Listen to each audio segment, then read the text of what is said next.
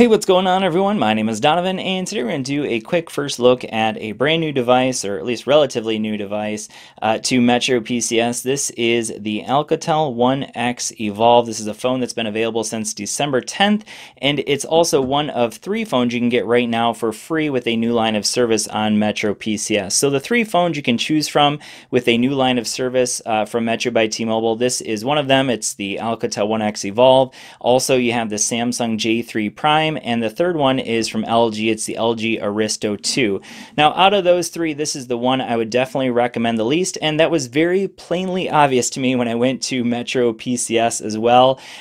Basically, when someone would walk in, they would tell them that there are two phones for free. They wouldn't even mention this phone, and that's because this phone definitely lags behind those other two in terms of specs, but at least it's another option you have available if you are starting a new line of service with Metro PCS and you're looking for a free phone. So with that being said, the regular price of this phone was right around $100. I can't remember exactly what it was, but pretty close to $100. And if you are paying full price, there's definitely no way I'd recommend this phone. I'd probably say get something like this. This is the Umidigi A3 Pro. This is a $100 phone you can pick up on Amazon right now. I just did a first impressions video of this phone, and maybe we'll do some comparisons of that one in a bit, but let's just go ahead and run through this phone real quick. So first of all, over on the front, actually, let's go ahead and talk about the display here. So we have a 5.34-inch WVGA Plus display. So what does that mean? Well, it means it's pretty low resolution. So this one over here, this is a 720p display. This is a, I believe it's like 480p. Don't quote me on that.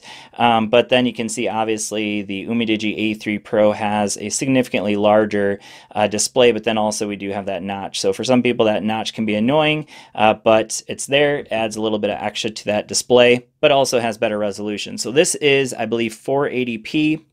In terms of the display, looking around the bottom of the phone, we have micro USB for charging it. We have a speaker and a microphone. Actually, that was backwards. This is the speaker. This is the microphone.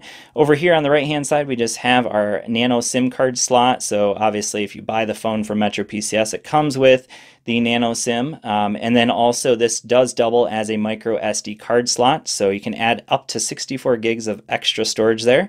We have an 8 megapixel camera here on the rear, and then we have a flash. There was a sticker there, so you can kind of still see the residue there of that sticker. We have our Alcatel branding. Now, I actually really like the backing of this one, so this one has kind of like a suede backing, which I really like. It feels really nice in the hand. But just for fun comparison, so this one has a case on it right now. The case actually came with it, but this is a $100 phone. This is a $100 phone. This one's unlocked, where this one's obviously a Metro PCS locked phone. Now, again, you can get it for free, though, so that's kind of the big selling point here. I don't know if you call it selling point if it's free, but obviously that's the big upside of this one, is that if you get it with Metro PCS, you get it for free. So now here is our power button. I do really like that it kind of has that like ridge there, so you can easily find that power button. We have our volume rocker here along the side as well. We have a headphone jack and another microphone there on the top. And I think that's about it. Now, in terms of the front, we have a 5 megapixel camera and then our earpiece. There is no front-facing flash, so just a heads up there, no front-facing selfie flash. Now, a couple other specs here worth mentioning.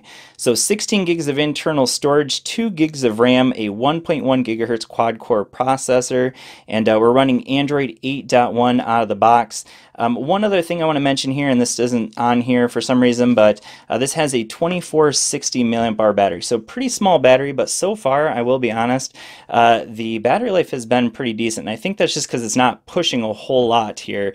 So low pixel resolution, pretty low end processor. So that combination, I think, makes it so that this thing can probably last quite a while despite having a relatively small battery. Now, in comparison, I know I keep pulling this one out, but it's a good comparison because this one regular price is $100 as well. But this one has a 3,300 milliamp hour battery in comparison, so almost 900 extra milliamp hours, and pretty good battery life on that one as well. But let's go ahead and I'm going to show you one other thing before we kind of conclude this just first impressions video, and that is when I go over here into the Geekbench 4 score. So you can see here a single core score of 526, multi-core score of 1442, and somewhere down here there's our RAM and Android 8.1 So here is, yeah, the 1.1 gigahertz. So that's a MediaTek 6739 processor. So I'm not real familiar with that processor, but obviously at 1.1 gigahertz, pretty low end, and that's why we're getting that low multi-core score here. What does that mean in kind of real world usage? Well, it just means that, you know, obviously it's not going to go super fast as we're going through app to app. So I've definitely noticed that. I did play a couple of games on here. So where was it? Street Fighter 4. I just tried to play, see if it worked okay. It did all right. It could play it, just not super well. Done a little bit of Facebook and social media on here, and a little bit of Twitter.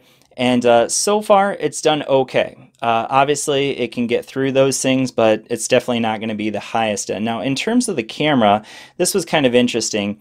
Every time I would go to take a picture, so you can see here, we'll go ahead and take a quick picture, so it doesn't do too bad there. But so far, the one thing I'll say is that the pictures actually haven't been too bad that I've done so far. But what I've noticed is that when I take the picture that I see on here looks a lot worse. And the reason for that is notice how when I tip that screen down, notice how it gets really dark. And that's because the viewing angles on this phone are not particularly good. So it gets really dark, so you have to basically look at it directly at it in order for the viewing angles to look okay. And so that's why every time I kept looking at the pictures as I'm taking them, like down here, they didn't look very well, and that's just because of the viewing angle of the actual camera when I was taking the picture. So anyways, just a quick thought there. In comparison, I know I keep bringing this one up, but obviously you can see the viewing angles here doesn't really matter. So that's just the difference between a little bit better display versus a cheaper display.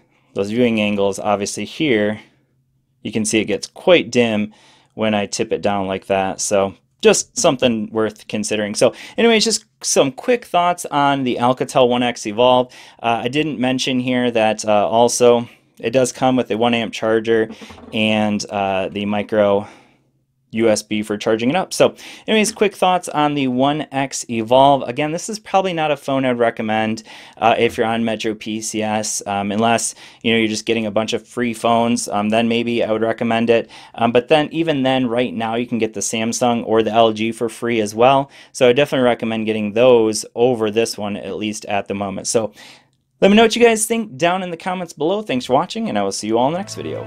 Peace.